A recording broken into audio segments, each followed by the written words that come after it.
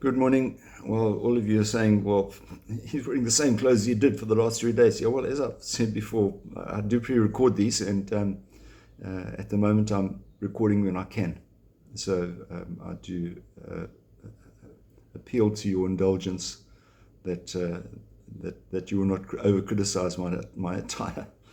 Today is the gospel of the feast of Saint Matthew, who wrote one of the gospels. He was not only an evangelist, but he also a tax collector and one of the apostles that Jesus called.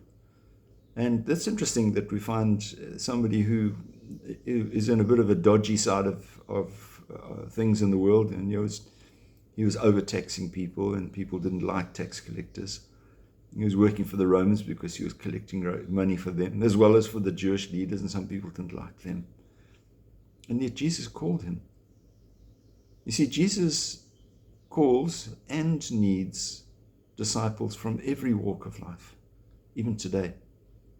It's not just people who are priests or whatever. My own experience is that looking around at all the deacons we have, they come from all different walks of life. And just to remind you that I belonged to this parish before I became a deacon. So maybe Jesus is calling one of you, from whatever walk of life you're in, to become involved. And you might sort of say, well, how do I know if Jesus is calling me? Where do I see the message? It's simply, I think, a question of surrendering yourself to the will of the Lord. And the way that you surrender yourself to the will of the Lord is to engage with Him often. So just pray, and in your prayer sort of say, Lord, here I am. Do what you want to with me.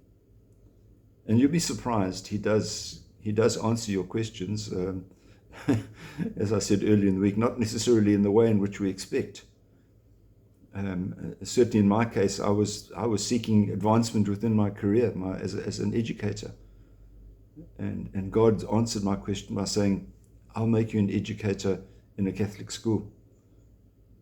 Wow, it was a career dead end, but what a wonderful opportunity for me.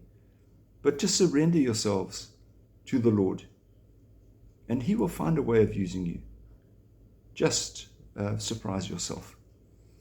So have a wonderful day, and look after yourselves. We'll see you again. God bless. Bye-bye.